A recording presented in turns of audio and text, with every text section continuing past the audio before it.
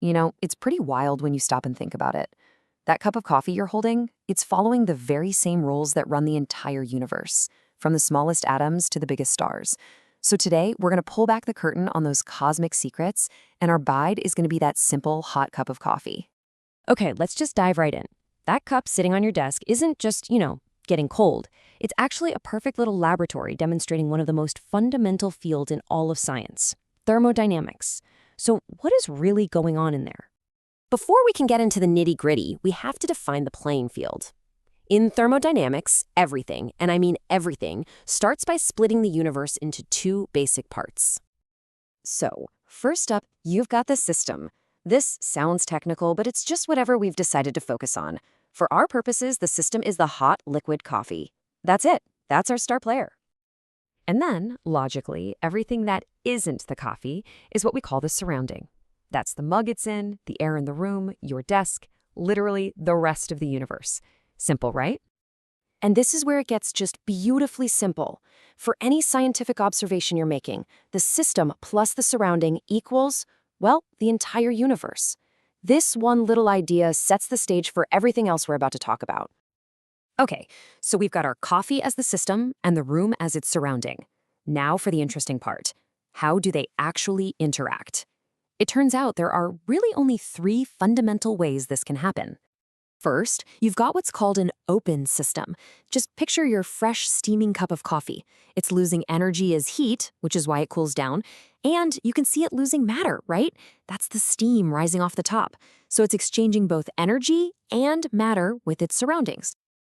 But what happens if you just pop a lid on it? Well, you've just created a closed system. The coffee is still going to get cold because heat energy can still escape through the walls of the cup. But that lid, it traps the steam. No matter can get out, so it exchanges energy, but not matter. And finally, we get to the holy grail, the ideal scenario, the isolated system. This is exactly what a really good thermos is trying to achieve. It's insulated to stop heat from getting out, and it's sealed tight to stop any steam from escaping. In a perfect isolated system, absolutely nothing is exchanged with the surrounding. Great. So we know the arena, and we know the rules of interaction. But what about the coffee itself? How do we actually describe it? In thermodynamics, all its characteristics or properties fall into two main categories. And here's the key difference. Extensive properties, like mass or volume, totally depend on how much coffee you have, right? A whole pot has more volume than one little cup. But intensive properties, like temperature or density, they don't care about the amount. The temperature is the same whether you measure a single drop or the whole pot. And there's one more way we categorize these things. Is state function, like temperature or pressure, only cares about where the system is right now. Your coffee is 80 degrees. That's its state. But a path function, like heat or work, is different. It describes the process of how it got there. It really is all about the journey, not just the destination. And speaking of that journey, whenever a system like our coffee changes from one state to another, say from being hot to being cold, that whole change is what we call a thermodynamic process. And these processes get special names based on what stays the same during the change. If the temperature is held constant, that's an isothermal process. If the pressure doesn't change, it's isobaric. Constant volume, we call that isochoric.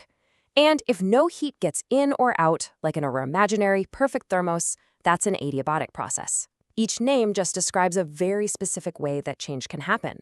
So let's bring it all back home. These ideas, system, surrounding, properties, processes, they might seem a little abstract, but they are absolutely universal.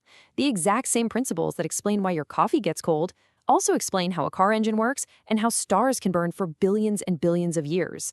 It's all the same rulebook. And that leaves us with a really fascinating, kind of mind-bending final thought.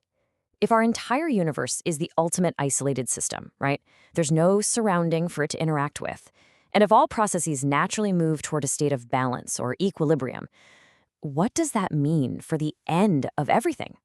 What is the final ultimate state of the universe itself? That's the real power of thermodynamics. It can take you from a simple coffee cup all the way to the very end of the cosmos.